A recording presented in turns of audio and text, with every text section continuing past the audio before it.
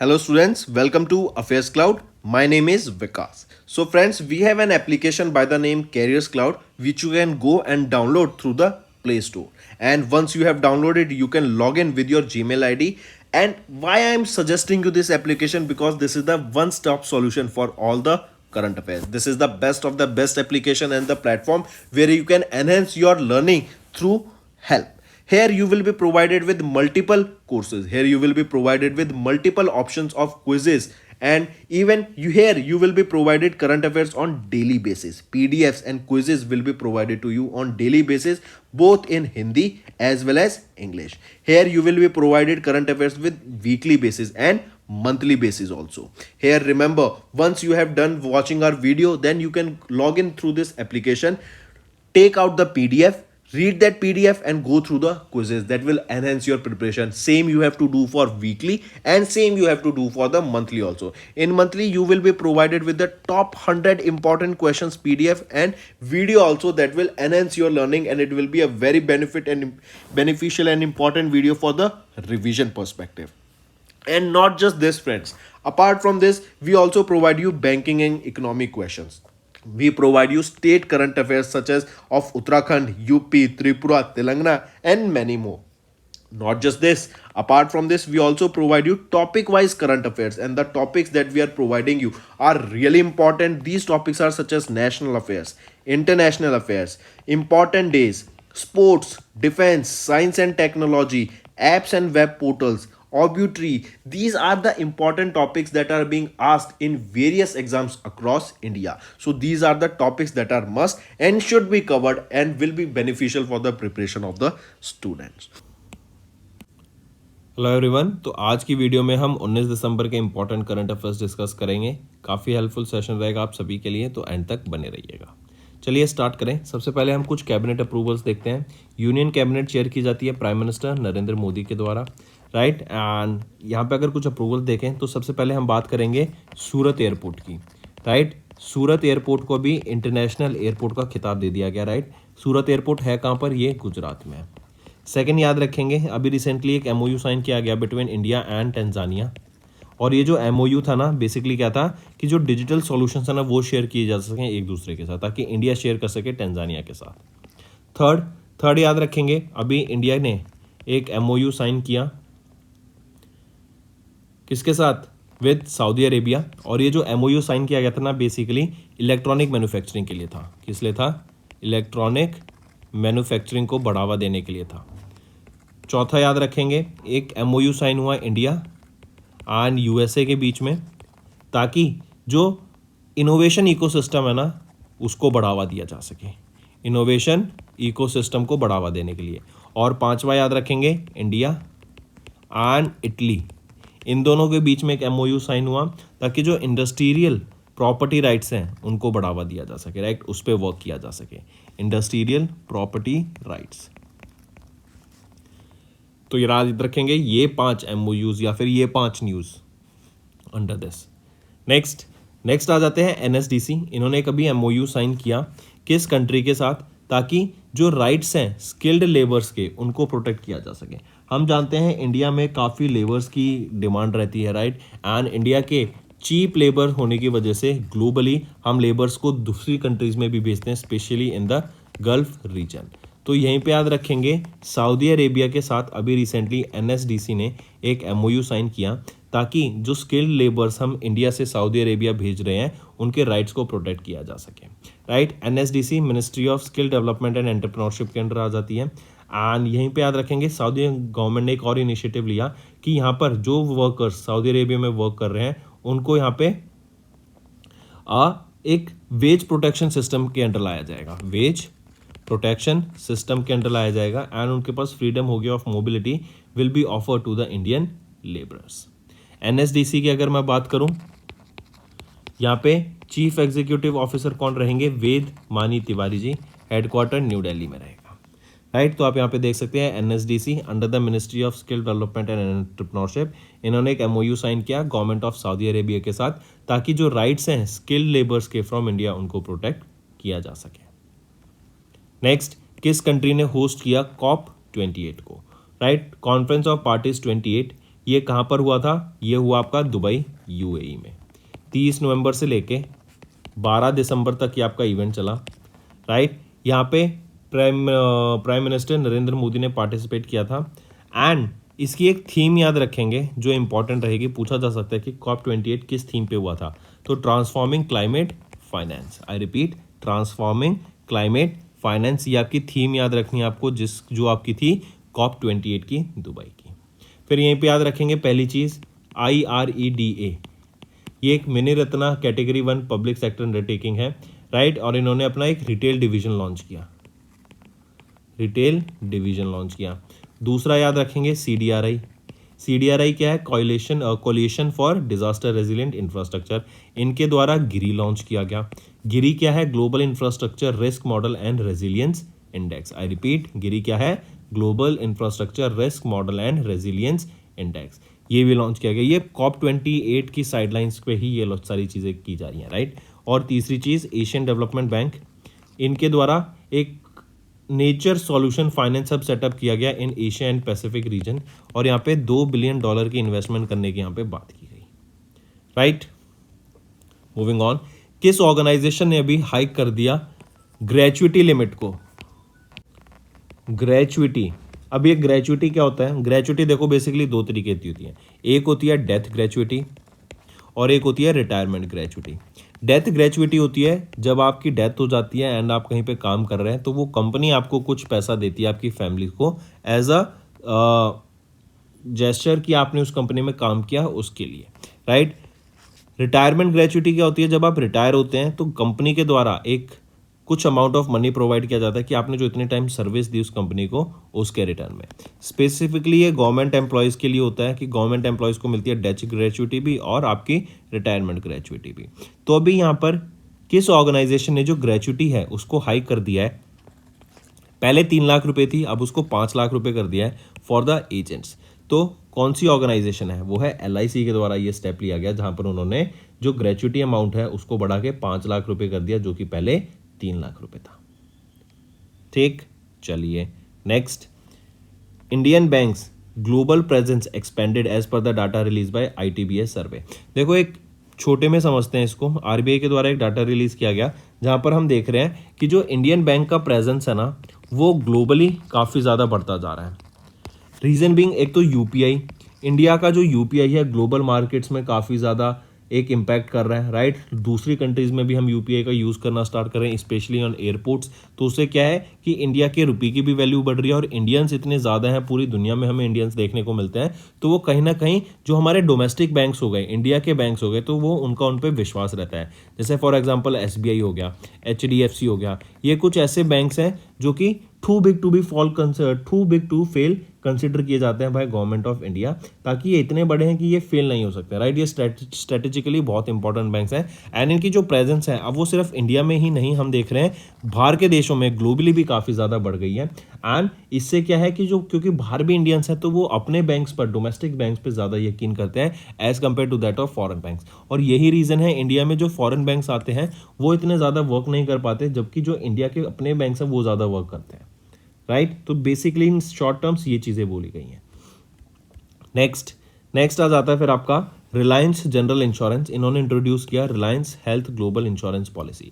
ये एक Reliance General insurance के द्वारा एक हेल्थ इंश्योरेंस पॉलिसी लॉन्च की गई जिसका नाम है रिलायंस हेल्थ ग्लोबल। ये एक इंश्योरेंस पॉलिसी है जो प्रोवाइड करती है comprehensive coverage for customers globally including the treatment from the best hospitals. याद रखेंगे this is the first global health insurance policy जो कवर करती है इमरजेंसी एंड प्लान्ड ट्रीटमेंट्स को with in India by offering an unlimited some insured, right. Mark करेंगे, यही फिर आपके 4 प्लान्स में लॉन्च किया गया, अलीट प्लस, रॉयल प्लस। इसकी टैगलाइन रहेगी अ हेल्थ पॉलिसी विदाउट बॉर्डर्स। 21 से 91 साल से लेके 25 साल तक के बच्चे के लिए ये एलिजिबल है, या फिर 18 साल से लेके 65 साल के बच्चों के लिए। 1, 2, 3 ये आपके टर्म के ईयर्स रहेंगे, चाहे आप 1 साल की पॉलिसी लें, 2 साल की या 3 साल की। और यहाँ पे जो सम इंश्योर्ड रहेगा वो 8.3 करोड़ रुपीज़ रहेगा। चलिए नेक्स्ट आ जाते हैं, which state became the largest economy in India. ये क्वेश्चन को मार्क करके चलेंगे, इंपॉर्टेंट रहेगा। तो कौन सी है वो स्टेट जो कि लार्जेस्ट इकोनॉमी बन गई है? चलो आपको एक और इंटरेस्टिंग फैक्ट बताता हूँ। हमारी जो एक इंडिविजुअल स्टेट होती है ना, आप उसको ऐसे समझिए जो बाहर के नेशंस हो गए ना, जहां पे हम कहते हैं कि बहुत कम पॉपुलेशन है, हमारी एक स्टेट बाकी कंट्री के बराबर है, आप ये समझ लिए, राइट। मतलब सिंगल स्टेट जो इकोनॉमी होल्ड कर रही है वो पूरी किसी कंट्री की इकोनॉमी है ग्लोबल में, अगर हम देखा जाए, राइट। तो ये बहुत इंटरेस्टिंग फैक्ट है ये भी एक। तो ऐसे ही देखें तो वो कौन सी स्टेट है that became the largest economy in India. हम जानते हैं फाइनेंशियल कैपिटल इंडिया की कौन सी है, वो है महाराष्ट्र। तो Maharashtra became the largest economy in India, ये फर्स्ट पोजीशन पे आया। सेकंड पे आया यूपी और थर्ड पे आया तमिलनाडु। अगर महाराष्ट्र की बात करें, ये 15.7% ऑफ द जीडीपी शेयर रहता है इसका। उत्तर प्रदेश का 9.2% जीडीपी शेयर रहता है। तमिलनाडु का 9.1% जीडीपी शेयर रहता है, राइट। ये डाटा रिलीज किसके द्वारा करा गया? An online blogging platform soik.in, इन्होंने बताया कि Maharashtra has emerged as the largest economy of India with 15.7% in India's GDP share. Next, Infibeam Avenues. Infibeam Avenues ने एक्वायर किया how much percent stake in Pyramid Fintech. तो Infibeam Avenues ने 49% share अभी acquire किया in Pyramid Fintech. Infibeam Avenues की बात करूं, ये गांधीनगर गुजरात बेस्ड एक फाइनेंशियल टेक्नोलॉजी कंपनी रहेगी। वेर एज पिरामिड फिनटेक की बात करूं, ये Ahmedabad Gujarat based financial service company रहेगी, राइट। और इन्फीबीम ने 25 करोड़ लागत से यहाँ पे 49% शेयर एक्वायर कर लिया है पिरामिड फिनटेक का। नेक्स्ट याद रखेंगे, इन्फीबीम एवेन्यूज इन्होंने एक्वायर किया 49% stake in Pyramid Fintech. Next आ जाते हैं एलआईसी ने अपना स्टेक डिक्सन टेक्नोलॉजीज में रिड्यूस कर दिया। जो पहले 5.012% था, अब उसे रिड्यूस करके जस्ट 3% कर दिया गया। आई रिपीट, 5.012% से 3% स्टेक कर दिया गया डिक्सन टेक्नोलॉजीज का बाय एलआईसी। और इसकी बात करें तो सीईओ कौन रहेंगे? Atul B Lal, headquarter Noida UP में, एंड इसको 1993 में एस्टेब्लिश करा गया था। Next, where did exercise Astra Shakti took place. जो एक्सरसाइज अस्त्रा शक्ति है ये कहाँ पर हुई थी? तो ये आंध्र प्रदेश में हुई थी। एयरफोर्स स्टेशन सूर्यंकला, ये आंध्र प्रदेश में, वहां पर इस एक्सरसाइज को देखा गया। 2-3 चीज याद रखेंगे। पहली है एक AWS आकाश वेपन सिस्टम को टेस्ट किया गया यहाँ पर। दूसरा, SAMAR air defence missile system को टेस्ट किया गया। ये समर क्या है? Surface to air missile for assured retaliation system. अगर अभी आपने न्यूज में देखा हो कि काफी ज्यादा ये प्रचलित भी था कि इंडिया ने 4 टारगेट्स को एक साथ यहाँ पे डिस्ट्रॉय कर दिया। तो वो क्या था? Basically summer air weapon defence system था, एयर डिफेंस मिसाइल सिस्टम था, कि अगर कोई भी मिसाइल सामने से आ रही है तो हम एक ही यूनिट से एटलीस्ट मिनिमम से मिनिमम 4 मिसाइल्स को डिस्ट्रॉय कर पाएंगे फ्रॉम सिंगल यूनिट। वो मिसाइल्स लॉन्च करके, जो कि इन हीट सीकिंग मिसाइल्स होंगी, एंड ये टारगेट लॉक कर लेंगे अपनी मिसाइल्स पे और वहां पे जाके उसके नियर ये ब्लास्ट हो जाएंगी, राइट। एंड एयरफोर्स के द्वारा इस एक्सरसाइज को यहाँ पे कंडक्ट कराया गया था फॉर टेस्टिंग दीज इक्विपमेंट्स।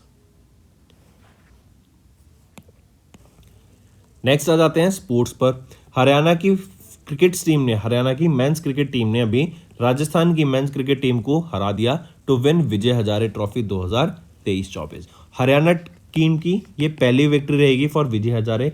विजय हजारे जो ट्रॉफी होती है ये किस स्पोर्ट से रिलेटेड होती है? ये क्रिकेट से रिलेटेड होती है। इस साल इनका 31वां एडिशन था, याद रखेंगे, राइट। और अगर यहीं पे आगे देखें तो आपको दिखेगा कि 31st एडिशन था विजय हजारे ट्रॉफी का। 23 नवंबर से 16 दिसंबर तक था। 38 टीम्स ने पार्टिसिपेट किया, 135 मैच हुए। पहली बार विजय हजारे ट्रॉफी हरियाणा टीम के द्वारा जीती गई, राजस्थान को हरा के फाइनल्स में बाय 30 रन्स। हरियाणा के सुमित कुमार, इनको अवार्ड किया गया player of the tournament and the player of the match in the finals. And highest run scorer रहे अरसलान खान चंडीगढ़ से 508 runs. Highest wicket taker Varun Chakravarthy Tamil Nadu से। एंड प्राइज मनी यहाँ पे 1 करोड़ रुपए था for winners, and runner up के लिए 50 लाख रुपए। ठीक है। बीसीसीआई की मैं बात करूं, ये ऑर्गेनाइज कराते हैं विजय हजारे ट्रॉफी को। प्रेसिडेंट है रॉजर बिन्नी, सेक्रेटरी है जय शाह, एंड हेडक्वार्टर रहेगा मुंबई, महाराष्ट्र। एंड 1928 में इसको एस्टेब्लिश किया गया। नेक्स्ट आ जाते हैं ऑब्यूटरी के ऊपर। कुवैत्स रूलिंग अमीर शेख नवाब, इनका रिसेंटली निधन हो गया, आप इनको पिक्चर में देख सकते हैं। एंड इनकी जगह न्यू अमीर कौन अपॉइंट किए गए हैं? शेख मैशाल को अभी नया अमीर यहाँ पे अपॉइंट किया गया। 86 की एज में इनका भी रिसेंटली निधन हो गया after ruling Kuwait for 3 years।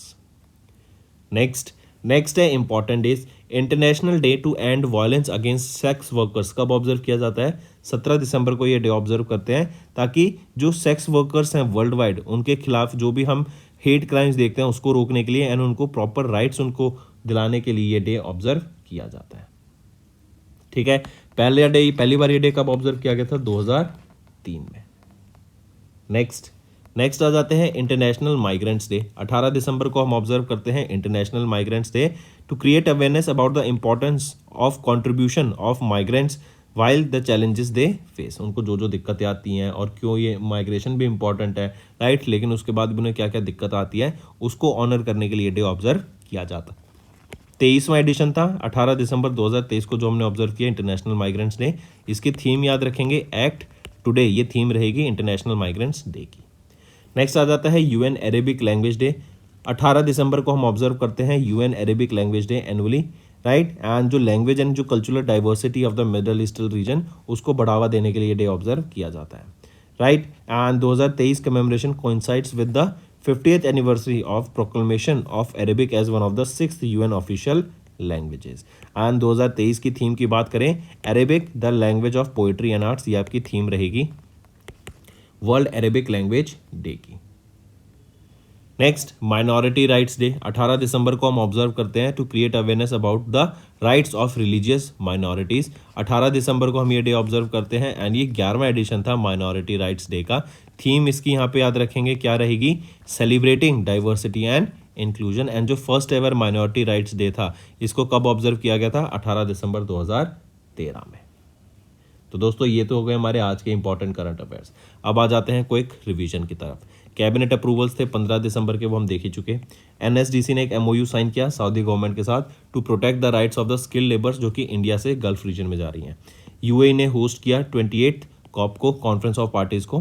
Then LIC ने नोटिफाई किया हाइक इन ग्रेजुएटी लिमिट जो कि 3 लाख से 5 लाख रुपए बढ़ा दी for agents. Indian banks global present expanded and according to RBI ITBS survey. Then Reliance General Insurance ने इंट्रोड्यूस किया Reliance Health Global insurance policy. Maharashtra became the largest economy in India and UP became the second largest. Infibeam Avenues इन्होंने acquire किया 49% stake in Pyramid Fintech. LIC ने reduce कर दिया stake in Dixon Technologies to just 3% जो कि पहले 5.012% था। Then exercise Astra शक्ति 23, ये AWS एबिलिटीज को शोकेस करने के लिए हुई by IAF and Samar successfully tested fire. Then Rocket Lab इन्होंने रिटर्न किया Electron vehicle to flight with successful IQPS mission. Haryana defeats Rajasthan to win Vijay Hazare trophy in 2023-24। Kuwait के रूलिंग एमिर शेख नवाब इनका recently निधन हो गया एंड शेख मैशाल को नया एमिर अपॉइंट किया गया। International day to and violence against sex Workers 17 दिसंबर को।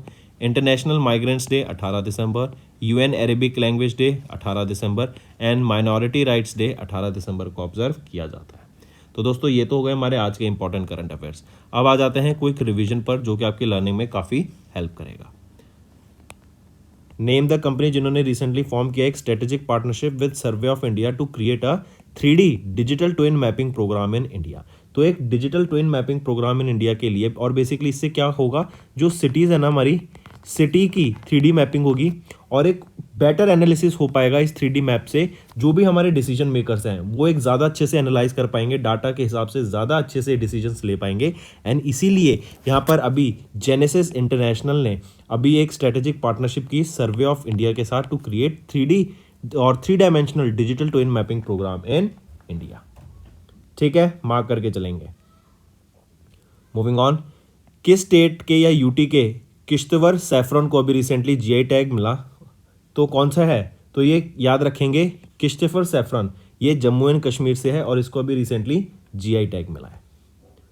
नेक्स्ट, किस ऑर्गेनाइजेशन ने अभी रिसेंटली साइन किया $6.5 मिलियन का senior secured loan agreement with Greenway Grameen infrastructure private limited for Greenway carbon credits gender finance project? तो वो है एशियन डेवलपमेंट बैंक, राइट। इन्होंने साइन किया यहाँ पे $6.5 मिलियन का senior secured loan agreement for the Greenway carbon credit gender finance project, right, mark करके चलेंगे। नेक्स्ट, विच ऑर्गेनाइजेशन या बैंक इन्होंने रिसेंटली साइन किया एक MOU with Global Fund to fight AIDS, TB and malaria to tackle the impact of climate change on health? तो अभी किस organisation ने टाइप किया, तो वो है वर्ल्ड बैंक ने अभी टाइप किया एक, और बेसिकली कहें तो इन्होंने एक एमओयू साइन किया ग्लोबल फंड के साथ। और ये किस लिए था, ताकि टीबी, मलेरिया, एड्स, राइट, इन सब से as well as climate change, इन सब के खिलाफ एक जंग छेड़ी जा सके, राइट। और किसके द्वारा, World Bank and Global Fund के बीच में ये एमओयू साइन हुआ। In November union minister of youth affairs and sport Anurag Singh Thakur, इन्होंने अनाउंस किया first ever Khelo India para games 2023 to be held in December 2023। तो याद रखेंगे कहाँ पर, दिल्ली में होगा ये पहला एडिशन पैरा गेम्स का, या फिर हम बोलें इनॉग्रल एडिशन पैरा गेम्स का कहाँ पर होगा, न्यू दिल्ली में होगा। ठीक, Indira Gandhi sports complex, doctor Karni Singh shooting range and Jawaharlal Nehru stadium में हमें ये इवेंट देखने को मिलेगा। और कब से कब तक, 10 से लेके 17 दिसंबर के बीच में ये हमारा first ever Khelo India para games organise कराया जाएगा। Next, justice dash first women जज of the Supreme Court of India and former governor of Tamil Nadu passed away. तो याद रखेंगे एम फातिमा बीवी, राइट, ये पहली वीमेन जज हैं of the Supreme Court of India and former governor of Tamil Nadu, जिनका भी रिसेंटली निधन हो गया। ये पहली फर्स्ट मुस्लिम वीमेन जज बनी to be appointed at any higher judiciary. ये वो पहली वीमेन बनी to be appointed as the जज of the Supreme Court, and ये सुप्रीम कोर्ट की जज थी 1989 से लेके 1992 के बीच में। करेक्ट, मार्क करके चलेंगे। Next, when was the UN world Toilet day observed across the globe with the theme of accelerating change.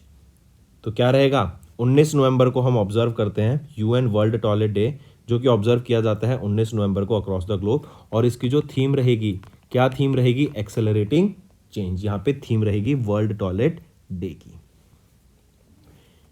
पहली बार वर्ल्ड टॉयलेट डे कब ऑब्जर्व किया गया था, 2013 में। Next, RBI permitted AD category 1 banks to allow qualified jewellers to remit advance payment of dash days for silver import through IIBX, जो कि है इंटरनेशनल बुलियन एक्सचेंज IFSC। तो इसके थ्रू कितने डेज की एडवांस पेमेंट के लिए अलाउ कर दिया गया है फॉर सिल्वर, वो है 11 दिन की एडवांस पेमेंट के लिए अलाउ कर दिया गया है आरबीआई के द्वारा to AD category 1 banks, right. They may allow the qualified jewellers, जो भी क्वालिफाइड ज्वेलर्स हैं वो 11 दिन पहले सिल्वर की पेमेंट कर सकते हैं। नेक्स्ट है, which company has recently one economic times HR world exceptional employees experience award 2023 in the large scale enterprise category. तो वो कौन सी कंपनी रहेगी, वो है NHPC लिमिटेड, राइट। ये अपनी जो एम्प्लॉयज़ हैं उनका बहुत ध्यान रखते हैं इन द हेल्थ सेक्टर। उनके अगर कोई भी मेडिकल एक्सपेंस आता है तो ये उनके कोशिश करते हैं कि उसको पूरा देखा जाए। Not just the employees, even उनकी फैमिलीज का भी ये काफ़ी ध्यान रखते हैं, करेक्ट। काफ़ी अच्छे से उनकी केयर की जाती है, एंड इसीलिए यहाँ पर NHPC लिमिटेड को इससे सम्मानित करा गया। Next, which of the following Indian personalities is not featured on the 11th edition of the list of BBC 100 women 2023 release by BBC in November 2023। तो इनमें से याद रखेंगे कार्तिकी गोंजाल्वेस इस लिस्ट में इंक्लूडेड नहीं है, बाकी सारी वीमेन जो यहाँ पे लिस्ट की गई हैं वो इस लिस्ट में एडेड है, राइट। एंड ये लिस्ट है of 100 inspiring and influential women around the world for 2023। और यहाँ पे जो वीमेन्स हैं अलग अलग सेक्टर्स में अलग अलग फील्ड से आती हैं, जैसे culture, education, entertainment, sports, politics, science and technology, health sector etcetera. तो दिया मिर्जा, हरमनप्रीत कौर, आरती कुमार राव एंड जेत्सुमा टेंजिन पाल्मो, ये तीनों यहाँ पर, ये चारों वीमेन इस लिस्ट में एडेड है। Next, name the personality from India who was recently elected as the vice chair of United Nations panel of external auditors for 2024। तो वो है गिरीश चंद्र मुर्मू जी। ये CAG हैं, controller and auditor general of India. इनको recently elect किया गया था as the vice chair of the United Nations panel of external auditors for 2024। Name the bank that has recently partnered with Indraprastha Gas Limited to enable digital rupee transaction in the Delhi National Capital region. तो वो कौन सा bank रहेगा, वो है IndusInd bank, right. इन्होंने partner किया IGL के साथ to enable digital rupee transactions in the the national capital region. इससे क्या होगा, जो भी आपके CNG स्टेशंस होंगे ना NCR रीजन में दिल्ली के, वहाँ पर आप इजीली QR कोड से अपना पेमेंट कर पाएंगे, राइट। एंड उसमें QR कोड से क्या पेमेंट कर पाएंगे, डिजिटल रूपी का पेमेंट कर पाएंगे, जिसको हम E-रूपी के नाम से भी जानते हैं, ठीक है। नेक्स्ट, RBI इन्होंने सुपरसीड किया board of directors of dash cooperative bank for 1 years amid poor governance standards of the latter. तो अबुदया कोऑपरेटिव बैंक के जो पुअर गवर्नेंस थी उसकी वजह से अभी आरबीआई ने सुपरसीड कर दिया उनके बोर्ड ऑफ डायरेक्टर्स को। मार्क करके चलेंगे इसको 12 महीने के लिए पुअर गवर्नेंस की वजह से। Next, who has recently one national metallurgist award 2022 under the life time achievement award. Metallurgist कौन होते हैं? जो कि आपके steel and iron and steel sector में वर्क करते हैं, राइट। एंड अभी रिसेंटली याद रख के चलेंगे, अगर मैं बात कर रहा हूँ लाइफ टाइम अचीवमेंट अवार्ड की, तो वो है doctor Kamachi Mudali Uthandi, right. Right option is option 3। इनको लाइफ टाइम अचीवमेंट अवार्ड से सम्मानित किया गया। अगर नेशनल मेटलर्जिस्ट अवार्ड की बात करें, नेशनल मेटलर्जिस्ट अवार्ड से किसको सम्मानित किया गया? वो है doctor Devashish Bhattacharya, doctor Devashish Bhattacharya, right. अगर बात करूं award for research and development in iron and steel sector, वो कौन है? डॉक्टर रामेश्वर शाह, ठीक। और यंग मेटलर्जिस्ट अवार्ड की मैं बात करूं तो कौन रहेंगे? डॉक्टर निलॉय कुंडू, एंड यही याद रखेंगे, डॉक्टर निलॉय कुंडू। नेक्स्ट आ जाते हैं, who has been recently named as the president elect of FICCI for 2023-24। तो वो है अनीश शाह। अनीश शाह को रिसेंटली याद रखेंगे, अभी अपॉइंट किया गया है as the president elect of FICCI, correct. As of now ये सीनियर वाइस प्रेसिडेंट है फिकी के, और इनको अभी प्रेसिडेंट अपॉइंट किया गया है 2023-24 के लिए। 96th एनुअल जनरल मीटिंग है जो कि अभी 8 एंड 9 दिसंबर को हो रही है न्यू दिल्ली में। इसके दौरान ये सक्सीड करेंगे सुब्रकांत पांडा जी को to be the new president of FICCI. Moving on, the dash edition of Indo Nepal joint training exercise Surya Kiran अभी हुई between India and Nepal at Pithoragarh Uttarakhand in November 2023। तो पूछा जा रहा है कि कौन सा एडिशन था ये आपका सूर्य किरण एक्सरसाइज का बिटवीन इंडिया एंड नेपाल। तो ये 17वां एडिशन था बिटवीन इंडिया एंड नेपाल, इस एडिशन का सूर्य किरण का, करेक्ट। 24 नवंबर से लेके 7 दिसंबर के बीच में ये एक्सरसाइज हुई थी। 16वां एडिशन था, राइट, सॉरी 17वां एडिशन था। जो 16th एडिशन था ना, वो कहाँ पर हुआ था? वो लास्ट ईयर हुआ था 2023 में 2022 में नेपाल में, और 17वां एडिशन हुआ है इंडिया में पिथौरागढ़ में उत्तराखंड में। Next, India became the chair of dash organisation for 2024। तो इंटरनेशनल शुगर ऑर्गेनाइजेशन का इंडिया चेयरमैन बन गया फॉर 2024। अब इसके साथ ही साथ आप मुझे बताओ, अगर मैं बात करूं, पहले तो इसी का देख लेते हैं। जो ये अनाउंसमेंट हुई ना, ये 63rd काउंसिल मीटिंग हुई थी ऑफ ISO लंदन यूके में, जहां पर इनको अपॉइंट किया गया as the chairman of ISO। फिर इसी के साथ साथ बताओ, अभी एक और न्यूज़ आई है कि जो पहले हम जो एथेनॉल बनाते थे ना शुगर केन से, अब शुगर केन से नहीं बनाया जाएगा। वो किस प्रोडक्ट से बनाया जाएगा, आप मुझे ये बताओ। साथ ही साथ बताओ कि जो लार्जेस्ट प्रोड्यूसर है शुगर केन का, in the largest producer of sugar in the world वो कौन है, and largest consumer of sugar in the world वो कौन है। तो ये दोनों चीज़ भी आप नीचे कमेंट करके बताओ। नेक्स्ट है हमारा homework section. Regional anti terrorist structure RATS that was recently news is related to which international organization? दूसरा, who has been recently awarded the prestigious Royal Society of Chemistry's Nylon Prize for Education? चौथा, विजय दिवस celebrated on December 16th every year commemorates the victory of Indian Armed Forces over Pakistan during 1971 war. Who signed this instrument of surrender from Pakistan side on this day? चौथा, Ekamra project which was in news is in which state? और ये क्या है project वो भी बताओ। पांचवा, who is the new president of Argentina that recently announced stern economic measures like 50% devaluation of the Argentina peso? तो ये 5 आपके होमवर्क क्वेश्चंस रहेंगे फ्रेंड्स। मैक्सिमम टू मैक्सिमम मुझे पार्टिसिपेशन चाहिए सभी बच्चों से जो ये वीडियो देख रहे हैं, एंड इसी के साथ में कमेंट करके ज़रूर बताओ आपको कैसा लगा सेशन। अगर पसंद आया तो कमेंट में ज़रूर बताना, and do let us know, उससे मुझे मोटिवेशन मिलेगी ताकि आपके लिए और बेटर कंटेंट डेली बेसिस पे ला सके। That's all for the day, friends. I hope you enjoyed the session, and you can follow us on the YouTube channel, as well as apart from YouTube channel, you can go and follow us at Affairs Cloud Telegram channel. And if you have any queries related to the content or the of courses offered to you or the payment which you did on the application, you can contact us on the number provided, that is 7677333862. Apart from this friends, you can follow us on the Facebook as well as on Instagram handle, that is affairscloud_official.